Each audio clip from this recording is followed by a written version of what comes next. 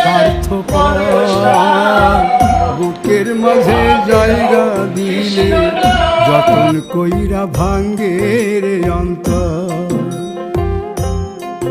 মানুষ বড়ই স্বার্থপর রে, বড়ই স্বার্থপর বুকের মাঝে জায়গা দিলে যতন কইরা ভাঙ্গে রে অন্তর।